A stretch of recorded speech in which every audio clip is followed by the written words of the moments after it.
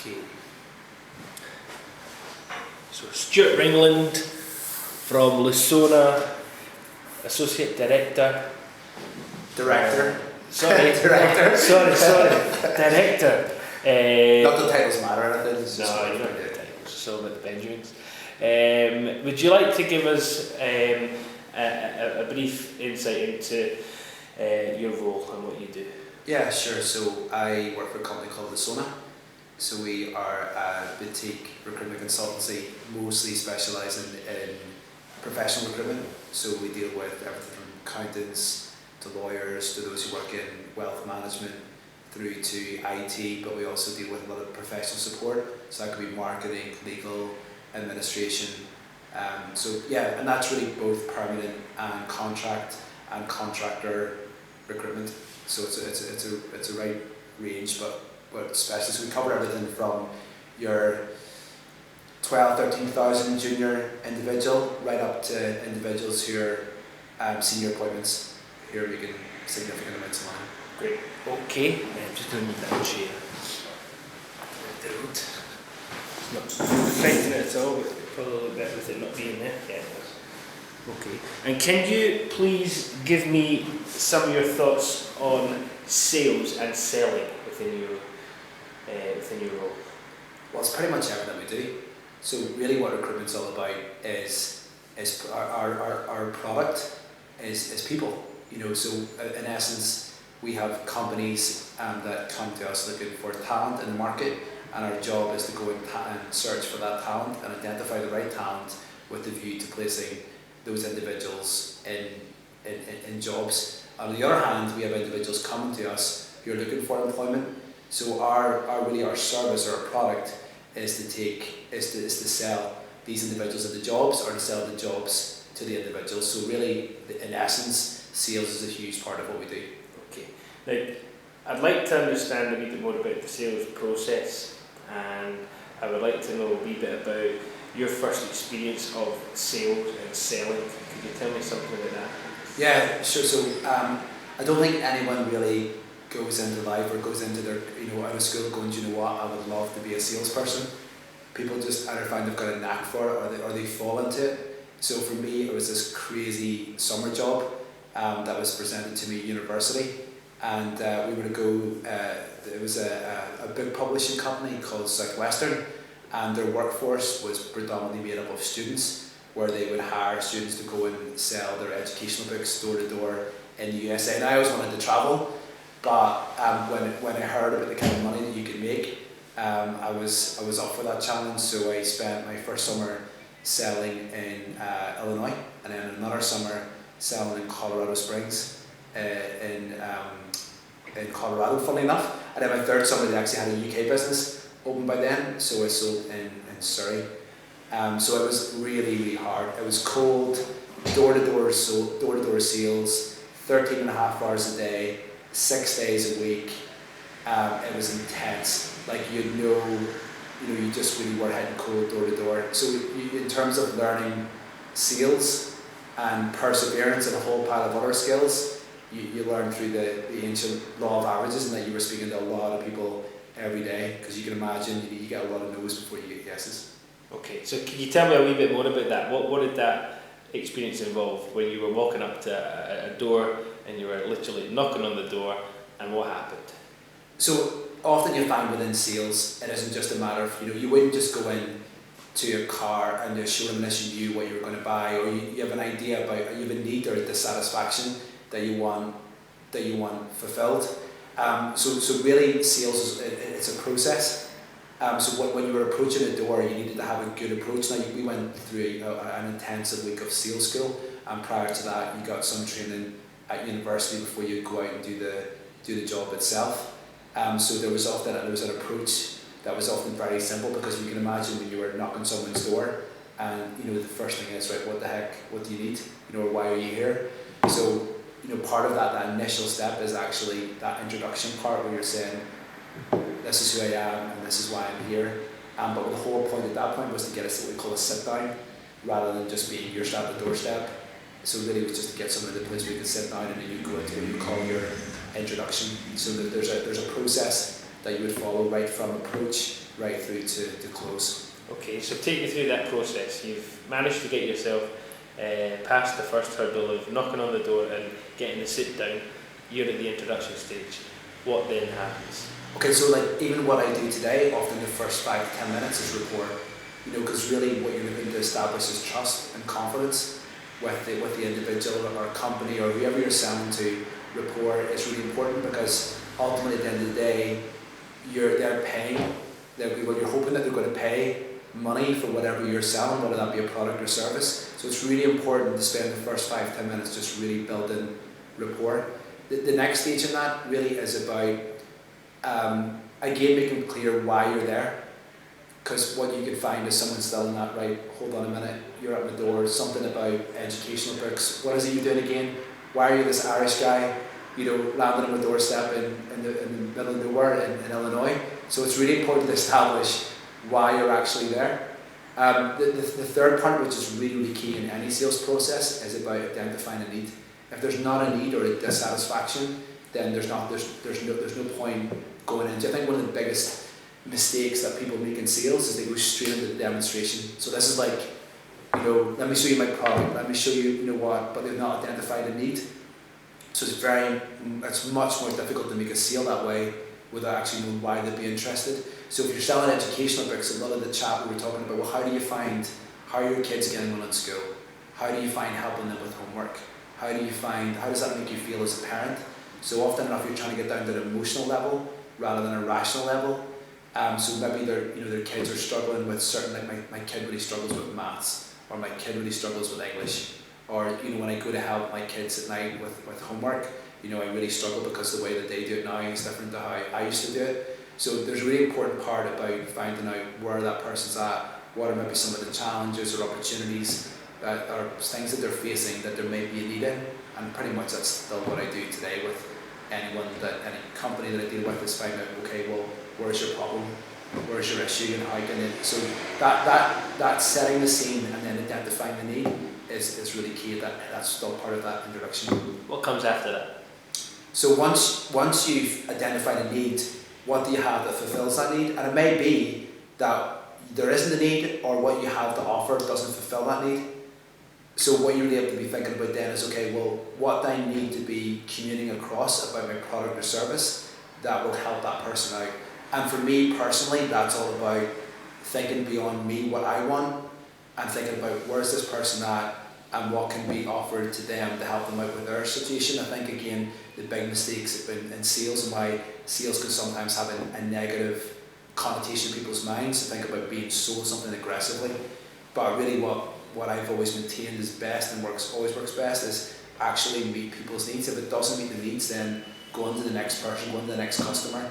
Don't try to meet the needs. So that doesn't exist. So really there, you're saying, okay, well, for me in reference to selling study guides, it was like, okay, well, let me show you your kid struggles with maths. Let me show you how these study guides would help your kid with maths. As you can see, there's step-by-step examples. There's the way that you dealt with that problem when you were at school, and this is how the kids do it today. So again, it's about really, so I could have in my job, I could have someone that wants to hire a newly qualified accountant, but they're really interested in what they've done in terms of technically. So if I go and sell a management accountant to a client that wants a chartered accountant, someone that's coming from one of the accountancy firms, I might be selling two accountants, but it's actually the one that meets their needs they want to hear about. So it's really important to be demonstrating whatever you have against the person's need. And I think the other part of that is you need to believe in your product. You need to believe in your service. If you're not passionate about it and you don't believe it, you're probably in the wrong company or the wrong job. Because the old saying is, selling is a transference of feeling. So if I don't believe in what I'm selling, or I'm not passionate about what I'm doing, how can you expect the other person to believe or get excited about it? Or for those, sometimes you get people knocking on my own door, whether they're selling charity subscriptions or whatever, and sometimes you can just tell, you don't really want to be doing this, sure you don't. But they're kind of going through a sales script, but the heart's not there. And that belief is really key in that. So you've demonstrated your product, you've identified the need. What happens after that? I suppose part of that process is really looking at how the person you're presenting to is coming across. Are they like interested? Are they showing some signs? And sometimes it's good to ask the question like, how does this look to you so far? You know, sometimes we call that a trial close question, which is more about like, where are you at? Because again, there's no point going on and on to somebody who's not actually that interested. And I suppose you learn through time what some of the kind of body language signs when someone's buying and what they're not buying. We used to have this thing when we were selling books called the 7-minute no, where you would often know within 7 minutes whether someone was going to buy or not buy, and then you know when to leave and you could be spending that time with someone else. Okay, so you've understood their thoughts, feelings, you've asked the trial closes, where does it go then? You'll often find that people want to find more, right? So you're going to get some form of like probing questions, you know, where they haven't got like, okay, tell me about this, tell me about that, how does this work? So you need to be really open-minded, but you know, to hearing where people are at and what sometimes we can call those objection handles. You know, or you know, where there's a misconception the product is or something they don't like, and maybe just that isn't for them. But it's really important to listen and figure out, well, why are you asking this question, and be integral about getting them the right answer, because it might be that your product or service doesn't meet their requirements. So there is a part there about engagement and interaction towards where you're maybe finding a bit more of them, but they're coming back and asking more questions. There's often like a middle ground. And I suppose after that, really, you're getting to that point of if there is interest there, it's really about, again, this is different between different businesses. So if I was selling books, I would have gone, well, one of the best things is the price. And one of the reasons why everyone's really getting them in the local area here is the price. But often in recruitment, we have terms and conditions that we've sent to the client in advance, or those who've been agreed in advance, because it's a much bigger transaction. So again, we depend on the type of selling you're doing. You know, there'll be a price agreed up front, or you negotiate the price there at the end, and that can come up in that initial meeting, or sometimes it can come out at the end of the process. But it's really important as well that people understand that there is a price and that this is what the price is. But there's a build up to that. Again, worst thing you can do, go and here's the product, here's the price. Because if there's no reason, if they're not excited about it, then they're not going to pay the money. There needs to be a return. That's something that, you know, well, if I'm paying this in cash, this is what I'm getting in return. So if I can get my kids and get better school grades at work, they'll want to pay money for it. If a company's going, do you know what, I'm really struggling right now, I need someone to support me. Is a manager going to pay good money for the right person to support them? Absolutely. Yeah, they will. So you need to get to that price element at some point. So you've negotiated, does that guarantee that the sale is going to happen then? No, because someone may feel that that's too expensive, or they may just ultimately decide that the product's not for them. So no, there's always going to be objections or reasons. Again, recruitment's very different from door-to-door sales. So I can go and take a job on with a client who's looking for an accountant, and I can go and source that candidate, and they go through an interview process and they get offered. Or maybe they don't get offered, maybe they only get through first stage interview and I'm back to square one. Or I've got two other candidates who are interested, but one of them has now decided they don't want the job. And then I've got my third candidate who's like, do you know what, my wife's got pregnant and I need to stay where I am because I need to get paternity leave. So things can change in a sales process. If you think about the door-to-door one, you want a commitment there and then after, like, say 20 minutes, you're like, okay, you're really moving towards a close there and then a decision. But when you're looking for someone who's going to, you're going to have employed by you at X amount of £1,000 per year, that's a huge deal. So it's going to take, it's a more protracted process because it's got higher risk attached to it. Does that answer your question? Definitely, yeah. So after you've negotiated and things are looking a little bit more, like it's going to finalise, what then happens? So really it's about, once you've got an agreement on price and they're happy with the product, really you're moving to what we call, in door-to-door sales we call signing them up, where you're taking all their details and, and getting payment with the view to, okay, so this is how it works. So often in that context, they were paying part up front and the remainder of the balance when we delivered the books, which would be at the end of our summer. In recruitment, the client only pays when the individual starts employment.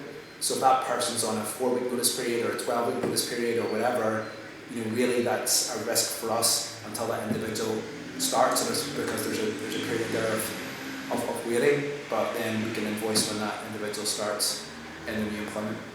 Great. Excellent. So, next question. What impact has sales had on your career? Huge. See, I think it's important to point out that sales in some way will be involved in pretty much a huge part of the population's job. Like if you look at really, whether you're a mathematician or an engineer, or whether you are involved and you're working in a coffee shop, in some way you're engaging with people, and whether it be with colleagues, whether it be with customers, often enough today there's engagement, and more than often within that there's some form of influencing. I don't know, when you go into like a coffee shop and you've just got your coffee and someone says, do you want a muffin with that? That's sales. If you go into a team meeting and someone goes, hey Brian, do you know what? What's your, I want to hear your opinion on that, or what do you think about this? And you're saying, do you know what guys, I think this, I think this, I think that. You're actually influencing. That's sales. So sales is a huge, I think people are scared of the word sales, but it doesn't have to be I think people have okay, sales is someone phoning me at the worst time possible and trying to sell me something down the phone. But actually we use sales all the time without necessarily, I think people get turned off for it, where it's not as extreme as what people think. For me personally, that job, going to the US, doing crazy door-to-door sales, getting blown off the doorstep all the time, loads of no's, it's refusal. I think that's a good thing to point as well. When people say no, it's not rejection, it's refusal. Rejection is personal, refusal is just really, that's not for me. And you have to kind of learn, when people say no, it's not personal to you, it's just that your product or service is not right for them for whatever reason. And sometimes you don't even know why. It could be the fact that they can say, do you know what, I don't like your product, but the real fact is they can't afford it, or whatever. So sometimes you never really get to know why. But I suppose for me, what I've learned through that initial experience of sales, which was quite harsh, definitely learned about perseverance. I've definitely learned about what's refusal and what's rejection. But I think the big thing about it really is really about putting your customer first, whatever that looks like. Trying to find out about, when you get that chance, about what's going on and why they buy the product, rather than what can my product offer you, because once you get the why, you can sell the what, whatever you have to offer. What about on the businesses that you've worked for? What impact has sales and selling had in the industries you're working in?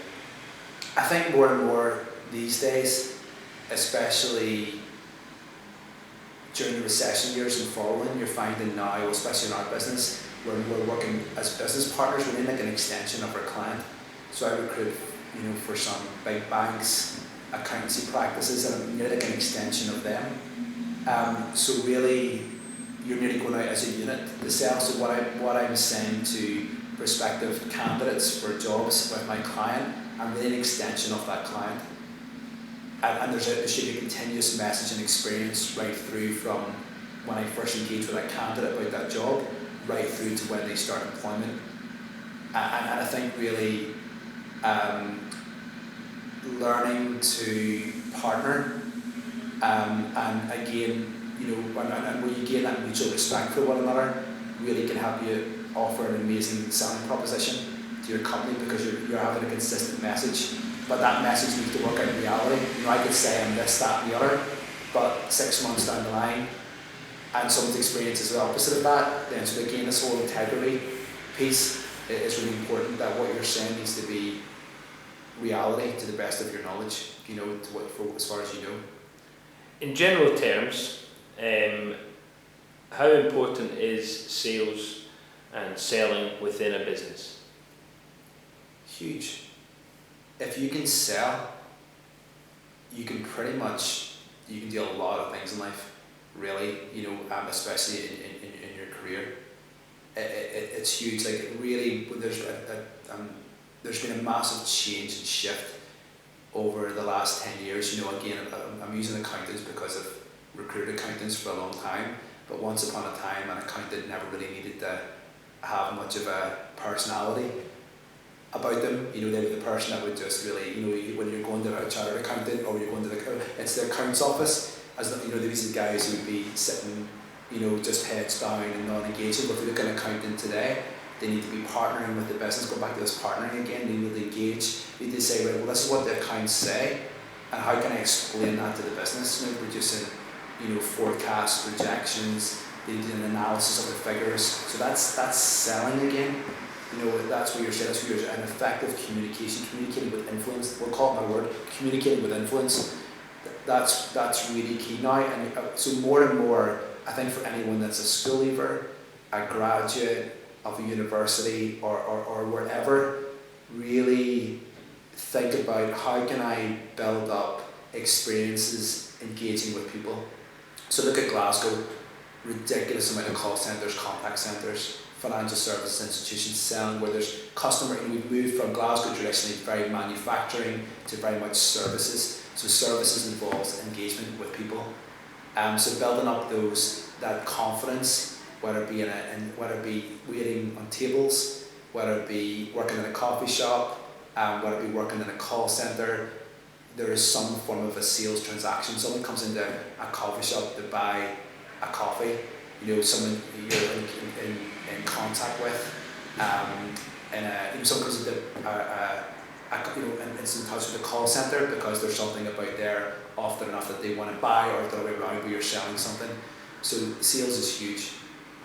It doesn't have to be your most important skill, but in some way, you don't have to be in a selling job. I want to make that really clear. But the skill of selling in some way, whether it be up where I do, where sales is a big part of what I do, but it's not all of what I do. I manage people, I manage client relationships, I manage processes. I do a lot of problem solving. There's parts of my job that aren't necessarily sales, but a big part of it is. But that could be right down to someone who's doing something very, very that doesn't have any of the word sales even in the job description, but they're actually in some way selling in a much softer way. Can you tell us about your experiences of learning sales, whether that be in school, college, university? Learning sales. For me, it's been stepping out in faith and believing that others can teach me. I think growing in confidence from there. I think your first step into and people are normally terrified, but once they realise, again, it's down these misconceptions of what sales really is, because a lot of people have had bad experiences, and that's one of the hardest things about why people don't go into sales, is because they think it's someone trying to badger or force something down someone's throat. And really, that's what gives people a potential issue with sales. But really, for me, if you want to you want to get with a company really that doesn't do that, because that's what gives the sales a bad name in the first place. But in terms of training, I think the best thing to do is just do it. But be in a place as well where you can learn and be humble and be open. And I think for me, being around good people who role model sales in a good way was quite key to how I go about doing it today, but also learning off. I think for me personally and how I learn, it's been mostly down to people rather than reading books, manuals, self-help books, stuff like that. Maybe that stuff's good for some people, but for me, having positive role models and getting in contact with those people and being around them. So basically what I'm trying to say is look at the people you would most likely to be like, in whatever you get a job or whatever, and go, do you know what, I wouldn't mind being as successful as them, or I love the way they do that, and get around them and learn from them. In school, college, university, was there any aspect of your learning and teaching at the time that was focused on sales?